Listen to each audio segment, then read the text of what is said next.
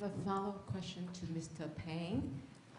As you mentioned, 15, 20 years ago when you came to U.S., everybody was talking about Japanese economy.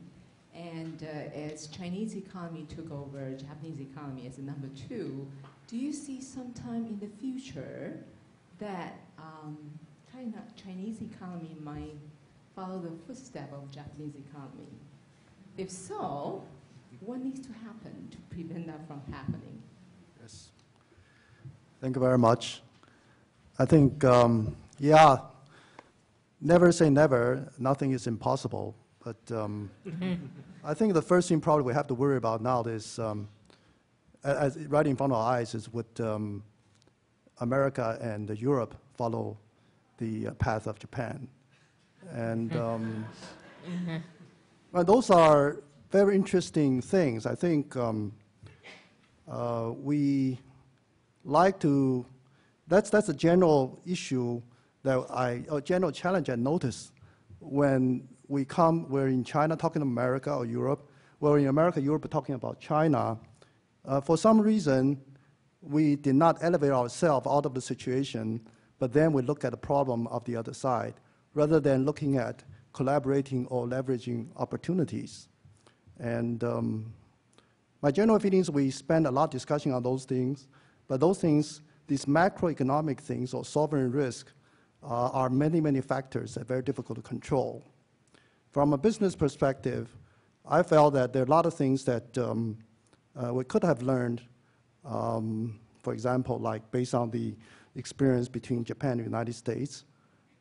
There are many Chinese companies that's getting very strong inside China. And the reason I want to bring it to your attention is because China is a very large market. And even though you don't know them, but because China is a very large market, when they're ready to come out here, they are already very, very strong and very, very big. And when they come out here, very, very strong, very, very big, you have no choice but to compete. But what about now that they are still growing domestically, international, they need help? Maybe we can help them, work with them. So I think the message I want to take is that there's so much political overtone that sort of induce us to look at other countries, other economy, a lot of time from a competitive perspective rather than a leveraging perspective. I think if we think more about that, we can do a lot of things. I'm not saying that those things will not happen. But on the other hand, to address that question a little bit more, is my personal analysis that the countries, when the per capita income is still low, about a few $1,000s, generally it has a fast-paced growth for about 20, 30 years. When the per capita income is higher to about $20,000, $30,000, or even higher to the top in the world, coupled with a very inflationary monetary policy, and then coupled with a declining population, then you could have the superstorm, things will happen. So again, a long answer to a short question. Thank you very much.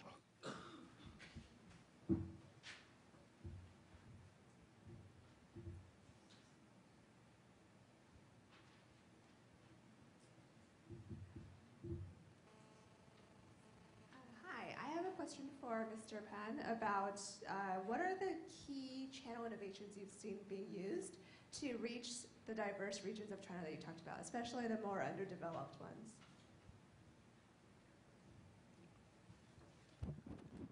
Thank you. I think the first thing is to clearly recognize it. And then once you recognize it, you look at what you want to do and then decide where do you want to start first. And the Chinese company generally recognize that. If they cannot compete, they will start with third or fourth tier cities and then come into the first tier cities. When a foreign company go into China, the general United States market is one of the most homogeneous market in the world, and very often go in with that kind of mentality. So as long as you recognize that is an issue and take it as one of your first priority, instead of an assumed assumption, I think that will help a lot in addressing the regional differences. China is almost like Europe. There are many, many different regions, And the per capita income difference is almost like Europe, that they have Eastern Europe, Western Europe, very, very different market. Thank you.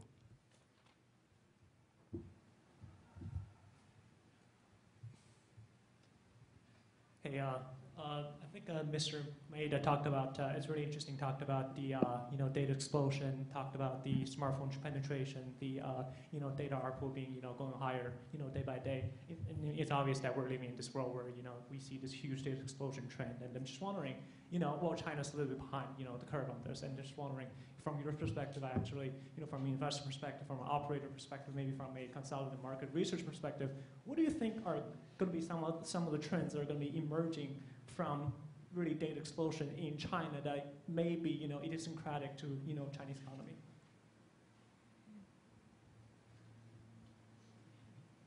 I think so. Everybody. I think that's for you. Yeah. From operators aspect, I think the smartphone and like a kind of tablet is a very good tools for reach everybody, not only for music or video, some intangible contents, but also some to the theme, the retail or banking is inside in your hand. I think that there will be huge different phase is coming in 2 or 3 years, not only for China, so all over the world. The wireless, they're coming very big change and to some retail or logistics or some telecommunication. Okay.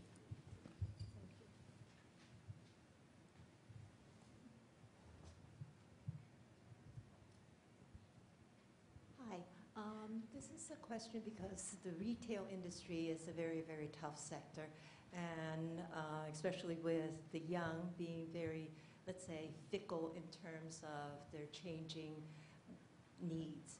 And so the question is, in this industry where some people are looking at trying to meet customer demands, looking at just-in-time inventory, how would you propose or set up, because there's going to be a lot of Me Too companies cropping up in order to take whatever you're offering you have to meet the customer demands.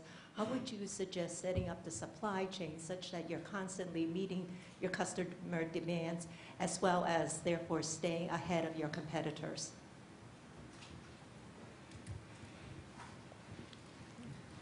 Well, I think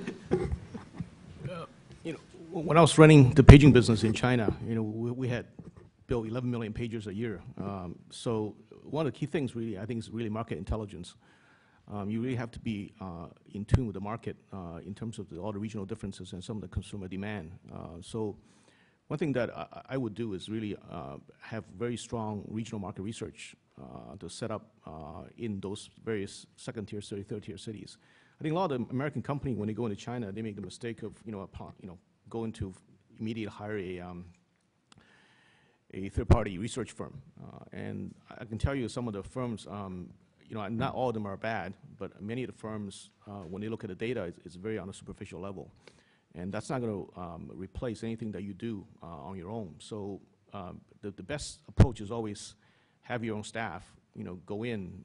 And I used to have a so-called director of strategy, working for me at Motorola. I told him that you're not sitting on your desk. You can go out to the field with all the sales guys. So only by going out there to really talk to the consumers and the customers that you have, whether it's institutional, enterprise, or individual consumers, whatever product you're selling, you're going to understand what they're buying. And so I used to set up essentially a whole entire database whereby they have to tell me every week what are the top 3 competitor brands that they're selling against in each one of those location cities. And only by getting those data from a granular level and building it up, towards the top, you're going to be able to find exactly what you're trying to sell against, or some of the requirements by the consumer. And you're not going to pay, $200,000 for a report and thinking that you're going to learn everything from that report, because all they're going to do is give you a very general views of the marketplace. Okay, thank you. I think with that, we would like to actually wrap up this session, and because I know that many of you probably have questions, I think the panelists, you can come and talk to them for a couple of minutes if you want now, but I think we will wrap up the session at this time. Thank you so much. We're going to restart at 4:10.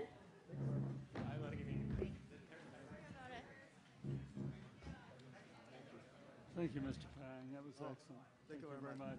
Really interesting. Thank you very much. Masaaki. Thank you very much.